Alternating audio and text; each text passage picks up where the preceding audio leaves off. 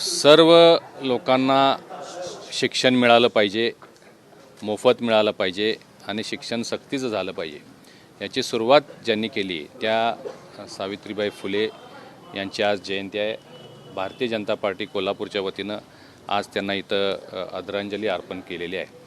कोल्हापूरमध्ये छत्रपती प्रमिला राजे एक हॉस्पिटल आहे, तिथं सावित्रीबाई फुलेंच्या नावाने एक हॉस्पिटल पूर्वीचं होतं ते जीर्ण झालेलं आहे आणि आज या निमित्तानं त्यांना श्रद्धांजली म्हणून आज सकाळी मी कोल्हापूर महापालिकेचे आयुक्त सौ मंजुलक्ष्मी मॅडम यांच्याशी चर्चा केलेली आहे की जे जुनं जीर्ण झालेलं आणि ज्याला खूप मेंटेनन्स होतो आहे अशा पद्धतीचं ते हॉस्पिटल ते त्या ठिकाणी नवीन एक हॉस्पिटल अद्यावत जेणेकरून पुढं 30-40-50 वर्ष कोल्हापूरच्या लोकांच्या सेवेमध्ये ते कार्यरत राहील अशा पद्धतीचा एक प्रस्ताव करण्यासाठी मी आज त्यांना विनंती केलेली आहे. खरं पाहता 2 दिवसापूर्वी केंद्रीय आरोग्यमंत्री भारतीताई पवार ह्या कोल्हापूरमध्ये आलेल्या होत्या आणि त्यांच्यासमोर हा विषय मांडल्यानंतर त्यांनी हा प्रस्ताव बनवून द्या आणि लवकर त्याच्यावर कारवाई करून एक अद्ययावत असं हॉस्पिटल कोल्हापूर शहराला देऊ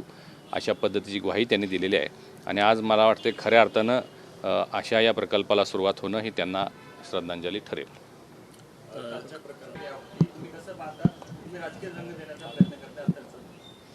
कालचा दिवस जो होता तो महाराष्ट्रातल्या सहकारातला एक सर्वात काळा दिवस आपल्याला म्हणावा लागेल.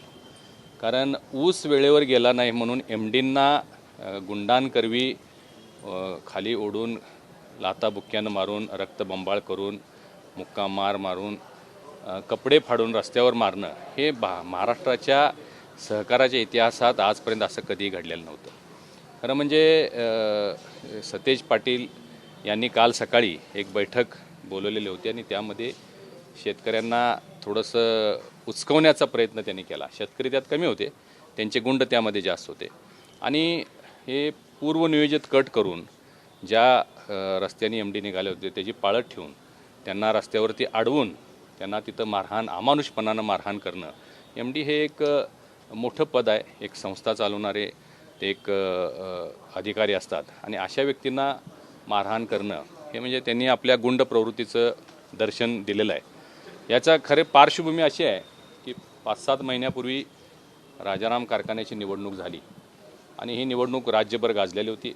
या निवडणुकीमध्ये राजाराम कारखान्याच्या सभासदांनी बंटी पाटील यांच्या गटाचा दारुण पराभव केला. 4 मुंड्या चित 21-0 निकाल लागल्यापासून ते वैफल्यग्रस्त झालेले होते. खरं म्हणजे ते मनोरुग्णच आहेत, पण त्या अशा पराभव ते पचवू शकत नाहीत आणि त्याचं दर्शन त्यांनी काल दिलेलं आहे. संदीप नेसदार जो सगळ्यात अग्रभागी होता तो त्यांचा उजवा हात आहे. हा गुंड संदीप नेसदार याचा सगळा ऊस राजाराम कारखान्याला गेलेला आहे ऑलरेडी, तरीसुद्धा तिथं येणं आणि आमचा ऊस न्यायला जात नाही म्हणून सांगणं. ऊस नेणे ही प्रक्रिया आहे, त्याच्या ऊसाची रिकव्हरी, त्याच्या लागणीच्या वेळा हे सगळं रितसर असतं.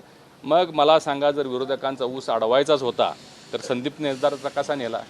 त्यांच्या अनेक कार्यकर्त्यांचा नेलेला आहे. हे कट रचून पूर्वनियोजित मुद्दा म्हणून कारखाना बदनाम करायचा, प्रशासन बदनाम करायचं यासाठी त्यांनी हा उद्योग केलेला आहे आणि काल त्या बाबतीत पोलीस प्रशासनानं ताबडतोब तिथं त्यांची सगळी ती चौकशी करून काल रात्री FIR ही दाखल झालेली आहे. आम्ही पोलीस प्रशासनाला विनंती केलेली आहे की अशा या गावगुंडांच्यावर कडक कारवाई झाली पाहिजे आणि त्याच्या पाठीशी कोण आहे त्याच्यावर सुद्धा कारवाई झाली पाहिजे. त्याची जर लिंक बंटी पाटलांशी लागली, त्यांच्या सांगण्यानुसार जर हे झालं असेल तर बंटी पाटलांच्यावर सुद्धा गुन्हा नोंद झाला पाहिजे आणि या अशा पद्धतीनं हे जे केलं आहे यांच्यावर मोक्याची कारवाई केली पाहिजे अशी सुद्धा मागणी आम्ही करणार आहोत.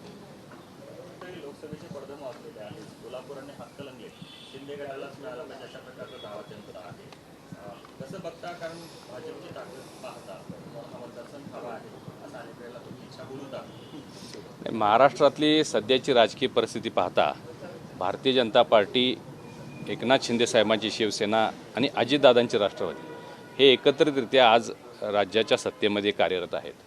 त्यांच्या फॉर्म्युलानुसार आज मितीला कोल्हापूरच्या 2 जागा ह्या एकनाथ शिंदे साहेबांच्या शिवसेना गटाकडे आहेत आणि त्यामुळं त्यांनी अशा पद्धतीनं बैठका घेणं, तयारी करणं, चाचपणी करणं हे क्रमप्राप्त आहे. भारतीय जनता पार्टीची भूमिका अशी आहे की ज्या पद्धतीनं प्रधानमंत्री मोदीजींनी देशभरामध्ये विकासाचा आता जो रथ जोरात किंवा घोडदौड सुरू आहे, त्यानुसार देशभरामध्ये भारतीय जनता पार्टीची सुद्धा तयारी सुरू आहे. महाराष्ट्रामध्ये सुद्धा, कोल्हापूरमध्ये सुद्धा अगदी बूथ स्तरावर हे आज नाही, गेले वर्ष दीड वर्ष लोकसभेच्या तयारीसाठी आम्ही कार्यरत आहोत. जो नारा प्रधानमंत्री महोदयांनी दिलेला आहे की अबकी बार 400 पार, तो आकडा पूर्ण करण्यासाठी भारतीय जनता पार्टीचा एक एक कार्यकर्ता आम्ही सगळेजण यामध्ये सहभागी आहोत. ज्या पद्धतीनं शिवसेनेने काल बैठक घेतलेली आहे, अशा आमच्या शेकडो बैठका भारतीय जनता पार्टीच्या गेल्या वर्षभरामध्ये सुरू आहेत आणि नजीकच्या काळामध्ये आणखीन त्या तीव्र होतील. घराघरापर्यंत पोचणं, आज प्रधानमंत्री मोदयांचा विकसित भारत संकल्पनेचा रथ तो गावागावामध्ये पोचतोय, गावागावामध्ये लाभार्थी जोडले जात आहेत.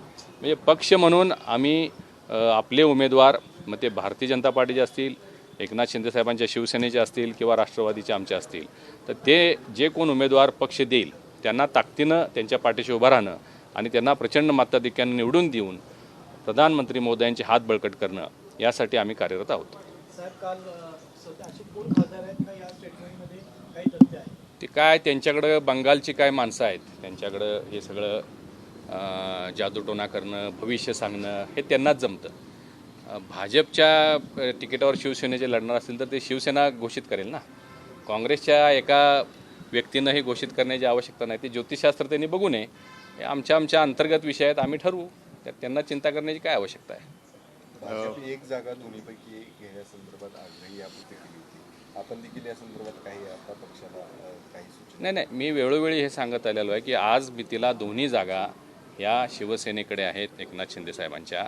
जर त्यातल्या वरच्या वाटाघाटीमध्ये जर कोल्हापूरमधल्या दोन्हीपैकी एखादी जागा जर भाजपला मिळाली, वरिष्ठ नेत्यांनी ठरवलं, तर आमची तयारी आहे. धनंजय महाडिक राज्यसभेचे खासदार नसतो तरी आणि राज्यसभेचा खासदार असलो तरी पक्ष जो सांगेल तोच निर्णय माझा असणार आहे.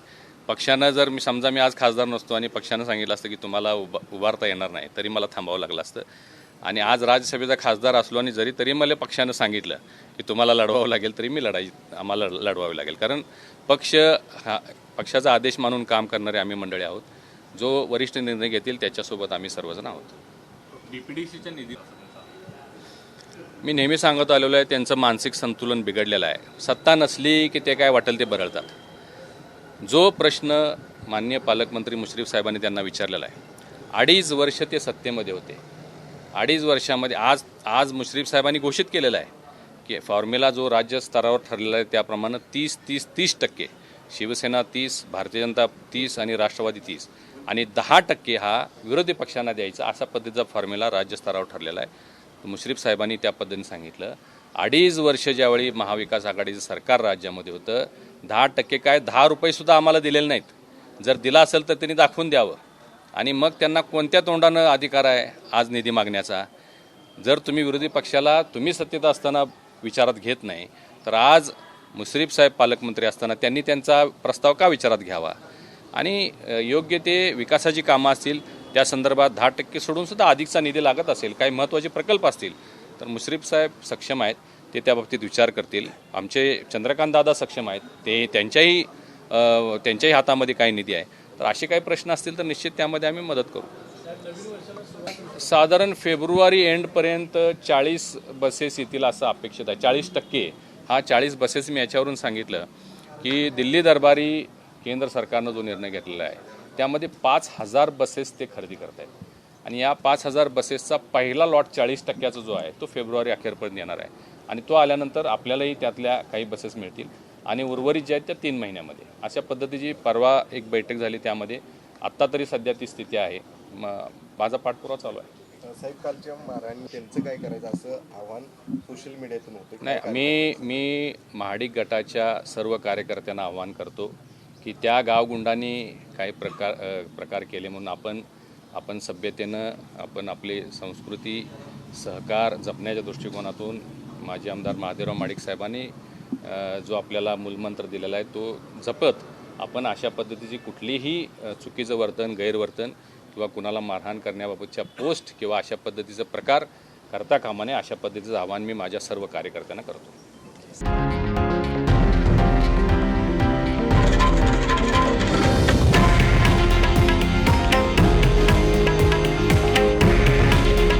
हे आहे देशातील नंबर 1 न्यूज नेटवर्क आणि आपण पाहत आहात TV9 मराठी.